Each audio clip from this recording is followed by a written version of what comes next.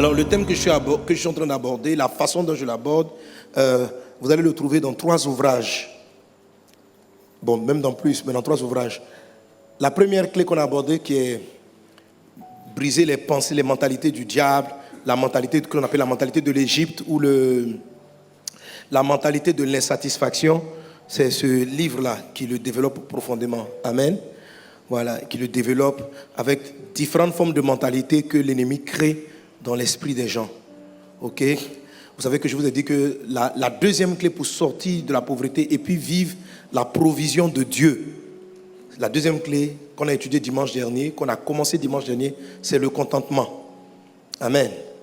Voilà, c'est le contentement. Mais quand par exemple, Satan sous le nom du diable, parce que la Bible donne 4 noms. Dans l'Apocalypse, on l'appelle le dragon, le serpent ancien, le diable et Satan. Donc, quand le diable ou le malin, quand le malin vient t'attaquer sous le nom du diable, il produit ces choses, l'accusation et la calomnie. L'accusation, c'est des genres de pensées qui arrivent à toi, qui arrivent en toi, qui t'amènent un rejet de ta personne, qui t'accusent. Tu n'es pas intelligent, tu es trop ceci, tu es trop cela. Donc ça te donne une mauvaise image. La calomnie, c'est ce qui critique ou te donne un mauvais regard des personnes ou des choses que Dieu te donne. Amen. Parce que quand quelqu'un s'approche de toi et calomnie un autre, c'est pour que tu aies une mauvaise image de cette personne. Amen. Si on te dit oui, voilà. Donc, si Satan a un nom qui veut dire calomniateur, c'est qu'il sait parler pour que tu aies une mauvaise image. Donc, quand Dieu t'envoie un bienfait, son rôle de diable, c'est de venir à côté puis de calomnier pour dire mais ça là, ça fait faire quoi? Puis tu entends des voix comme ça. Mais avec ça là, tu peux sortir de quel problème? Or, c'est justement ce que Dieu envoie pour sortir de ton problème. Donc, comment on arrive à triompher de ce genre de choses? Et ce n'est pas seulement le Satan sous le terme du diable qui t'éloigne des voies de Dieu. Il y a aussi le serpent ancien, etc. Donc, vous avez ça dans cet ouvrage. Vaincre les 4 attaques majeures du malin. Mon message proprement dit se trouve dans celui-ci, le numéro 7, message pour la vie. Amen. Voilà, et je touche des points que même je ne pourrais pas dire dans mon message. Donc vraiment, il faut vous procurer l'ouvrage. Alléluia. Voilà, un message biblique, un livre de Dieu ne se lit pas, il se mange. Dans la parole de Dieu, amen, on dit souvent, l'ange est venu m'a montrer un livre, il dit j'ai mangé, j'ai avalé le livre. Alléluia. Bon, quand il dit manger, il ne faut pas le prendre puis faire comme ça. Pardon, dis un voisin, comprend. Amen. Donc voilà, quand on dit que la parole de Dieu est une nourriture, c'est qu'il faut la lire plusieurs fois pour que ça produise un effet. Quand tu t'approches de la Bible ou d'un livre spirituel en le lisant seulement, ça ne va pas rentrer en toi. Parce que quand tu as fini intellectuellement, tu sais ce qui est dit, donc tu passes à autre chose. Or, quand tu comprends un texte biblique ou un livre chrétien comme de la nourriture, parce que même si tu as mangé du riz hier, tu vas en manger encore la semaine d'après. Ça veut dire que tu sais que tu dois prendre ça constamment. Si tu vois ça comme une lecture, dès que intellectuellement tu as compris le concept, tu passes à autre chose. Mais si tu vois ça comme de la nourriture, tu te dis que je dois régulièrement consommer. Tu ne manges pas une fois un riz et puis tu dis, bon j'ai fini, je connais le goût du riz, je m'en vais chercher un autre plat. Non, tu vas revenir au riz. Alléluia. Et ça va porter en toi des effets escomptés. Amen. Et mon message aussi continue avec le 10 et le 11 où je parle de la sagesse. Et sur tous les points que je vais commencer à partir d'aujourd'hui, alléluia, qui sont la façon dont Dieu résout les problèmes, qu'on appelle la sagesse. Amen. Amen. Alléluia. Alors, de quoi sommes-nous en train de parler? Nous sommes en train de parler de comment Dieu pourvoit aux besoins des croyants et de ses enfants. Et je t'ai dit depuis le début que Dieu pourvoit de manière surabondante. La provision, le mot provision, c'est venir te donner les ressources dont tu as besoin pour réaliser certaines choses. Alléluia. Alléluia. Si la ressource est financière, Dieu mettra les finances. Si la ressource est émotionnelle, ça veut dire que tu as besoin d'être encouragé, Dieu va te donner l'encouragement. Parce que quelquefois même l'argent n'est pas la ressource dont tu as besoin forcément. Alléluia. Tu peux avoir beaucoup d'argent, mais ne pas dormir. La ressource de Dieu, ça sera de te donner la santé. Ça sera de te donner un sommeil qui est reposant. Donc quand je parle de provision, il faut voir la provision au sens large, dans tous les domaines. Et je dis que mon Dieu pourvoira à tous tes besoins. Amen. Selon sa richesse. Alléluia. Dieu ne pourvoit pas à nos besoins selon la terre. Dieu ne pourvoit pas à nos besoins selon les circonstances. Et en plus grand, il ne pourvoit pas à nos besoins selon notre besoin. Le texte ne dit pas Dieu pourvoira à tes besoins en fonction de tes besoins. On dit il va pourvoir à tes besoins selon lui sa richesse. Oh, sa richesse, c'est autre chose. Alléluia. Alléluia. Donc quand tu as juste besoin de 1000 francs, il peut te donner 50 millions. C'est selon sa richesse. Ce n'est pas selon ton besoin. Dieu pourvoit selon sa richesse. Quand tu as besoin qu'on ait de l'attention pour toi, il va te donner cela selon sa richesse, pas selon ton besoin. Et il se trouve qu'il est infiniment riche. Alléluia. Donc la parole de Dieu est claire. Dieu pourvoit selon sa richesse. Amen. Amen. Mais la manière dont Dieu pourvoit est différente de la façon dont notre système avant et nos écoles nous ont appris la provision. Chez nous, la provision vient souvent par héritage. Donc on dit souvent des gens sont riches, pas parce qu'elles ont bâti, des personnes sont riches, pas parce qu'elles ont bâti leur fortune, mais parce elles sont des rentiers, elles ont hérité de quelqu'un qui avait les moyens. Quand Dieu va pouvoir, la richesse que tu vas avoir de ton père ou de ta mère ou d'un parent, elle est limitée en fonction de sa richesse. La provision de Dieu va au-delà de cela. Et c'est une richesse, amen. Ce n'est pas la méthode de Dieu. Donc il ne faut pas commencer à vieillir. Si j'avais eu un parent prospère, je ne serais pas là aujourd'hui. Non. Dieu ne prend pas forcément ce chemin. La manne que Dieu a envoyée à Israël, lorsqu'Israël était dans le désert, parce que l'épreuve numéro 2 contre Naboth, c'est lorsqu'Israël a prié, Dieu leur a envoyé la manne. La manne est une nourriture que leurs parents ne connaissaient pas. La manière dont Dieu va pourvoir à tes besoins, tes parents même ne savent pas d'où ça va venir. Ça ne vient ni de ton père, ni de ta mère, ni de ton héritage. Ça vient du ciel. Ça vient du ciel. Moïse pouvait leur dire, c'est le repas, c'est le pain que Dieu vous envoie. Je parle de cette provision. Si tu t'appuies sur la provision de tes parents et de tes relations, ce n'est pas encore la provision divine. Tu ne connais pas encore la provision divine. Je bénis Dieu, c'est une provision. Elle est aussi de Dieu. Mais ce qui est surnaturel, ni ton père, ni ta mère ne le connaissent. La provision surnaturelle, quelqu'un peut pas te dire, nous connaissons la manne. La manne était inconnue. Pourquoi Dieu a envoyé un repas inconnu? Afin que personne ne puisse s'attribuer la gloire. Que c'est moi, j'ai planté les tomates, vous avez mangé. Dieu a besoin que tu traverses une période où tu vas découvrir une nourriture que ni ton père, ni ta mère, ni tes aïeuls n'ont connue. Entre dans la provision divine au nom de Jésus. La provision divine, ce n'est pas la provision que ton salaire qui te donne. Car ton salaire est fonction de l'entreprise dans laquelle tu travailles, ou de la boîte que tu as mise en place peut-être. Ce n'est pas encore ça la provision divine. Elle est différente. Alléluia. C'est quand dans la Bible la présente comme étant la manne. C'est-à-dire quelque chose qui vient du ciel, quelque chose qui est inouï, quelque chose qui est étrange. C'est cela la provision divine. Si vous avez un bon salaire, gloire à Dieu. Je bénis le Seigneur pour cela. Mais sache que ton bon salaire n'est pas encore la provision de Dieu. Amen. Donc, ce message-là te concerne quand bien même ton travail te permet de prendre charge à tes besoins. Dieu va faire plus. Parce que si la richesse que Dieu veut te donner est en fonction de ton salaire, quelle limite? Ton salaire ne peut pas tout faire. Mais Dieu va faire de plus grandes choses avec toi que ton salaire même ne peut pas faire. Je t'en supplie. Que le Saint-Esprit ouvre tes yeux. Il ne faut pas écouter ce message en disant, bon, moi aujourd'hui je travaille, j'ai une bonne vie. Franchement, le message est bien, mais ça ne me concerne pas trop. Ça te concerne. Amen. Oui, parce que l'entreprise sur laquelle tu comptes, elle peut fermer. Un jour, on peut te renvoyer. Et c'est là que tu vas comprendre ce que c'est que la provision divine. Donc arrête de t'enorgueillir de ce genre de choses là-bas. Et si Dieu veut te faire comprendre sa provision, il va regarder de ce côté-là pour dire, bon, je te fais passer par un désert numéro 2, fermeture de robinet. Donc, il ne faut pas le provoquer en disant, ce message ne me concerne pas. Ça te concerne. Parce que maintenant, tu dois vivre la provision de Dieu. Et ce que tu as connu, ce n'est pas la provision de Dieu. c'est maintenant que tu vas la connaître. Alléluia. Alors la provision de Dieu est très étrange pour l'homme naturel. C'est la raison pour laquelle il te faut chasser certaines mentalités. Donc nous avons 4 clés. Une clé, c'est une attitude. Quand on dit une clé dans la parole de Dieu, c'est une attitude, un comportement. Le premier, c'est de repousser la mentalité de l'insatisfaction, que j'ai appelé la mentalité de l'Égypte. Insatisfaction, c'est tout ce qui te met toujours triste, en colère, etc. Ce sentiment-là, ces émotions combattent ce que Dieu te donne.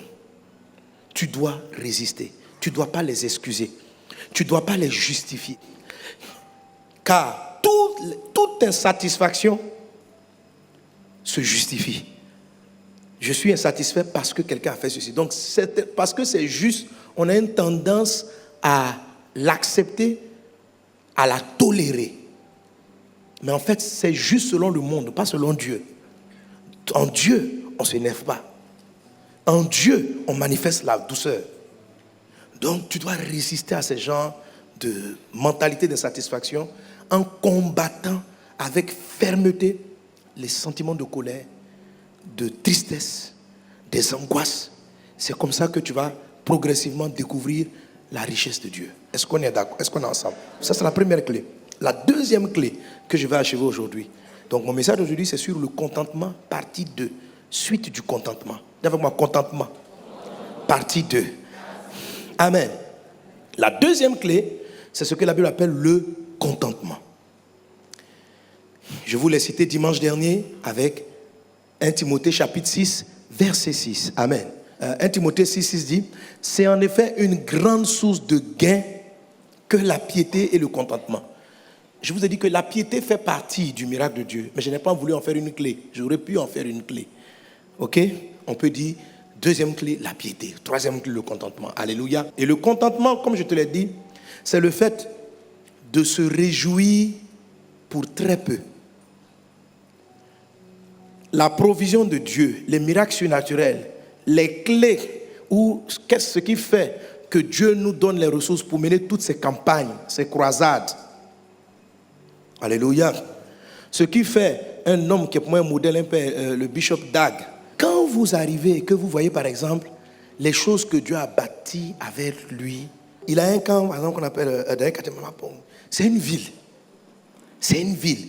Ou bien par exemple, un homme comme David de Oyedepo au Nigeria. Même en Occident, même les grands pasteurs occidentaux n'ont jamais bâti des choses comme ça. Ils sont surpris de voir que l'Afrique qu'ils ont appelée pays pauvre, il y a des gens qui ont bâti ça. Ne pensez pas qu'au Nigeria, les gens sont plus riches. Non, c'est la même population. Comme vous arrivez là-bas, vous avez les personnes d'Abidjan. Amen. Non, sérieux. Un centre, une ville. La chair va vous donner des excuses humaines pour dire non, c'est parce que tu sais, lui-même c'est parce qu'il est architecte. Mais tu connais combien d'architectes qui ont bâti ça? Il y en a quand il parle du bishop Dag, non, il paraît que son papa avait beaucoup d'argent. Le monsieur, il a connu la galère. Mais même son papa n'a jamais bâti ce qu'il a bâti, ce que Dieu a bâti avec lui. Le nombre de croisades qu'il fait. Il y a une source qui est étrange. Que des hommes de Dieu vivent, que des chrétiens vivent. Elle est étrange. Mais quand vous voulez faire une chose, le ciel s'ouvre, les ressources, les hommes, les femmes. En fait, quand tu as besoin d'un bon architecte, il apparaît. Tu vois, tu peux avoir l'argent puis tomber sur un mauvais bâtisseur. Je ne sais pas si vous comprenez. Tu comprends? Quand Dieu pourvoit là, c'est pas l'argent. Parce que l'argent ne règle pas tout. Tu peux être là, tu as l'argent parce que tu as hérité l'argent de tes pères, mais le comptable ou bien la secrétaire que tu prends là, c'est un problème. Ce n'est pas la provision de Dieu. Quand Dieu pourvoit, tu te trouves que tu as des gens, tu trouves des gens qui ont une intelligence hors du commun. Dieu équipe des personnes pour ta vision. Amen. Même quand tu commences à être découragé à cause des problèmes, il y a comme quelqu'un qui apparaît. Ou bien la provision de Dieu. Tu tombes, tu ouvres ton téléphone, tu prends des messages qui te repoussent. C'est ce qu'on appelle la provision divine. Elle est selon la richesse de Dieu. Et Dieu est riche de tous côtés. Alléluia. Amen. Cette clé-là, je vous dis, tous ces hommes de Dieu qui m'ont été donné de voir et de fréquenter ont un caractère commun. C'est le contentement. Ce ne sont pas des gens grincheux. Eux tous, ils ne sont pas grincheux. Donc, il faut absolument que tu adoptes cette attitude qu'on appelle le contentement. Amen. Quand tu as peu, tu dois pouvoir te réjouir. Quand tu travailles, tu aurais voulu que Dieu te pourvoie un excellent comptable, mais il n'est pas là. Celui que tu as, il est un peu bizarre. Tu dois faire le contentement avec lui. Tu dois faire le contentement avec ce que tu as. Ça ne veut pas dire que la personne va rester. Ça veut dire que quelque chose va se passer. Parce que tu es content. Est-ce qu'on est ensemble? Amen. Amen. Et le contentement, c'est deux choses. Quand on dit le contentement, il y a deux choses là-dedans. Un, il y a la valorisation des petits. Amen. Et deuxième chose, pour cela, on va lire Marc, l'évangile de Marc, chapitre 6. On peut ouvrir nos Bibles, on ne va pas voir ce texte à l'écran. On l'aura seulement dans nos Bibles, en papier. Évangile selon Marc. L'évangile de Marc, après quel évangile? Et après Marc, il y a quoi? Il y a beaucoup qui n'ont pas répondu, vous voyez ça? Hein? Ok. Vous y êtes? Marc chapitre 6.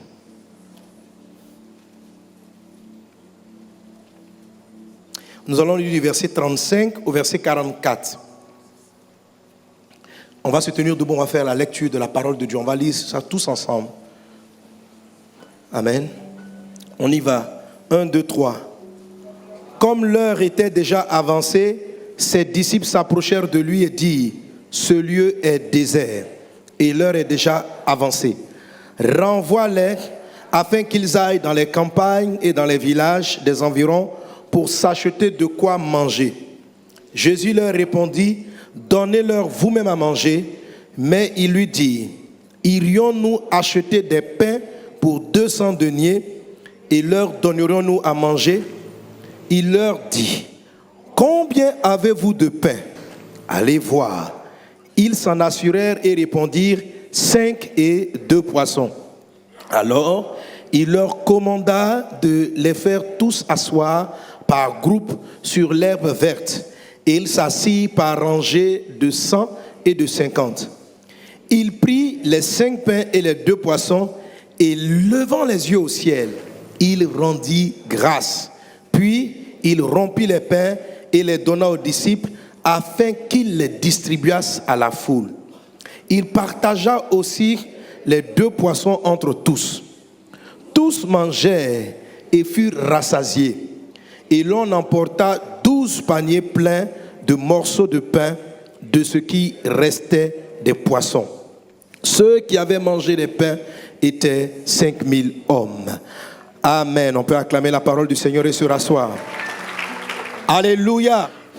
Alléluia. Alléluia. Donnez-moi amen. Amen.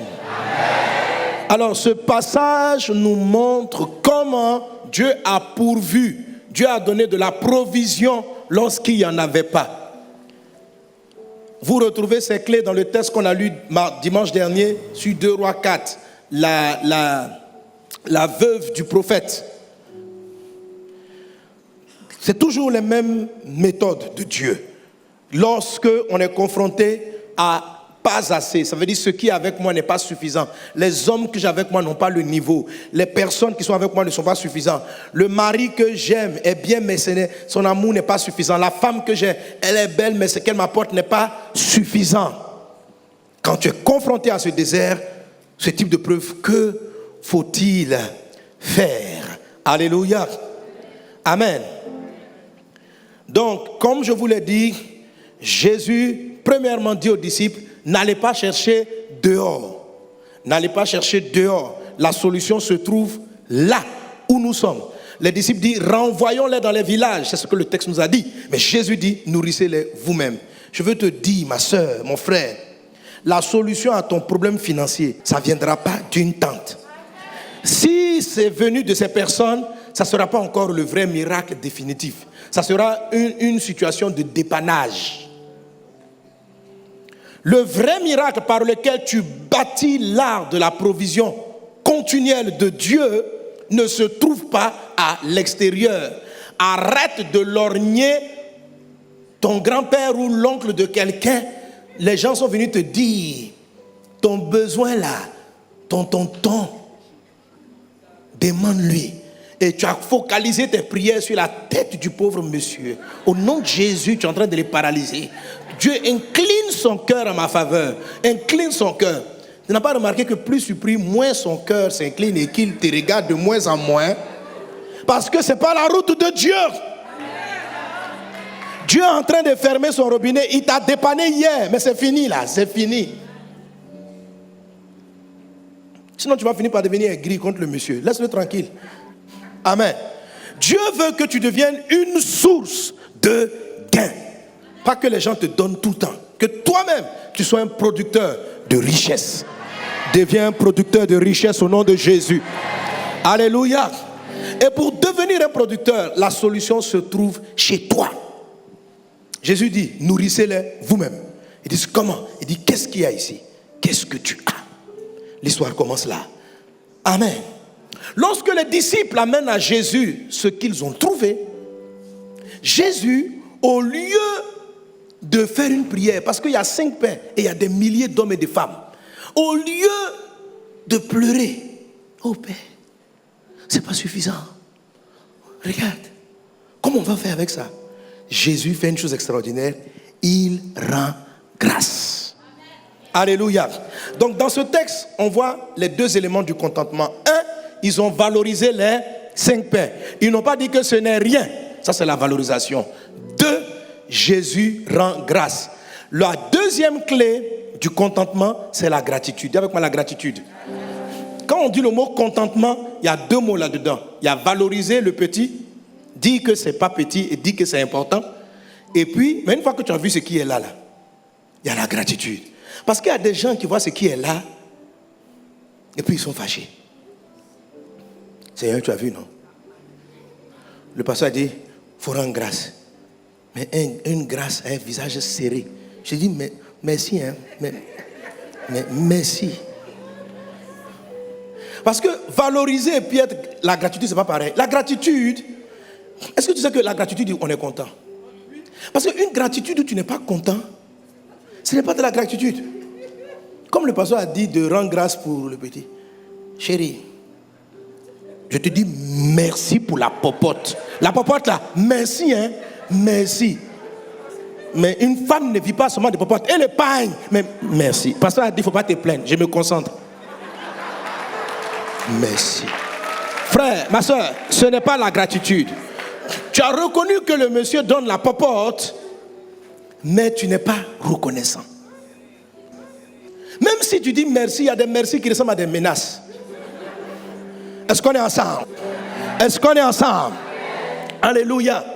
Quand tu dis un merci suite à un message comme je suis en train de donner, mais que dans ton cœur, il y a une agression, il y a une menace sous-tendue qui dit, frère, comme on dit, on n'a qu'à dire là. Il ne faut pas croire que l'affaire est finie. Mais toutes ces phrases-là, tu ne dis pas, tu les penses.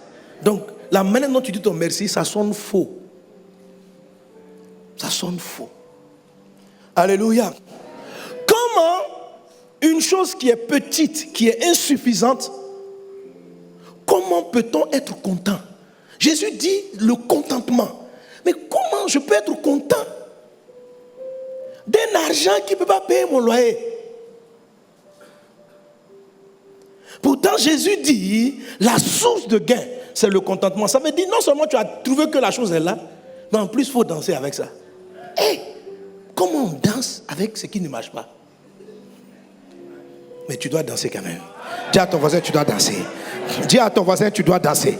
Dis à ton voisin, tu dois danser. Alléluia. Alléluia. Jésus n'a pas pleuré. Jésus s'est réjoui de voir les 5 pains, les 2 poissons. C'est ce qu'on appelle la gratitude. Amen. La gratitude est très puissante. C'est la gratitude, comme je vais te l'expliquer aujourd'hui, qui va te donner de réussir la clé numéro 3.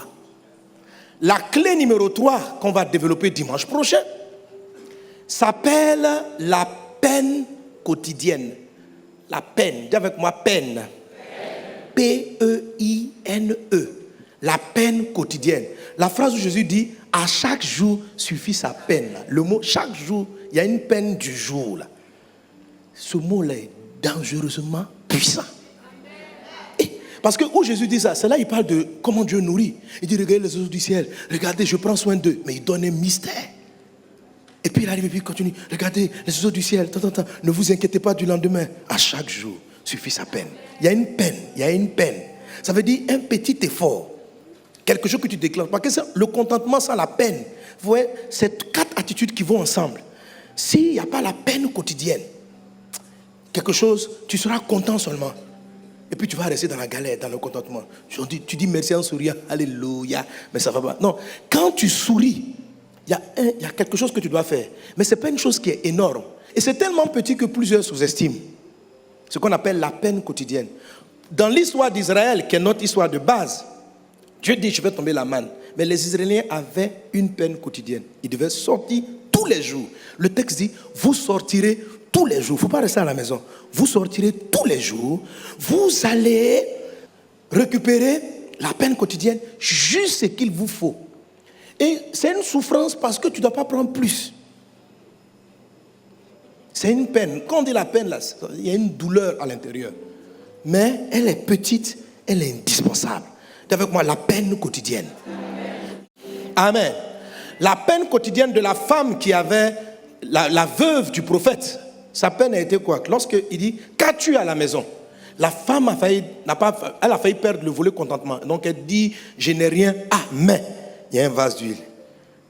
Heureusement. Donc, lorsqu'elle dit qu'elle a le vase d'huile, le prophète va lui donner la peine quotidienne. Sa peine à elle. Va chez tes voisines. Demande-leur de te donner des vases. Donc, il faut aller, il faut demander pardon aux gens. C'est une peine. Ma chérie, pardon. Donne-moi un peu. Tu n'as pas une bouteille là-bas? Elle dit oui. Et elle a vu beaucoup de copines. C'est une peine. Et lorsqu'elle les a amenés, le miracle a eu lieu. Donc, chaque fois que vous manifestez le contentement, il y a une direction d'un petit travail à faire. Il y a quelque chose que Dieu va te dire. La petite chose qu'il va te dire de faire, c'est ce qui va te faire quitter de l'endettement à la prospérité. La peine quotidienne va te faire quitter de la haute galère à la haute prospérité. Qu'il en soit ainsi dans ta vie dans le nom de Jésus. Alléluia. Quand tu as besoin d'une provision, parce que tu peux avoir la provision financière, mais ne pas avoir les gens qu'il te faut. Quand tu as besoin, parce que tu as l'argent, mais tu n'as pas les personnes, tu dois appliquer le principe du contentement et après la peine quotidienne. La peine quotidienne, il faut toujours retenir ces 4 attitudes. Chasser l'esprit de pauvreté, la mentalité d'insatisfaction. 2, le contentement. Et puis 3, la peine quotidienne. Alléluia. Dieu va me dire quelque chose. Pour entendre ce que Dieu va te dire de faire, c'est la gratitude. Parce qu'il y a beaucoup de travaux à faire sur la terre. Mais il y a un qui va déterminer ta prospérité. Juste une action qui va changer ta situation. Et tu vas la recevoir. Mais tu ne peux pas entendre cette voix-là sans la gratitude.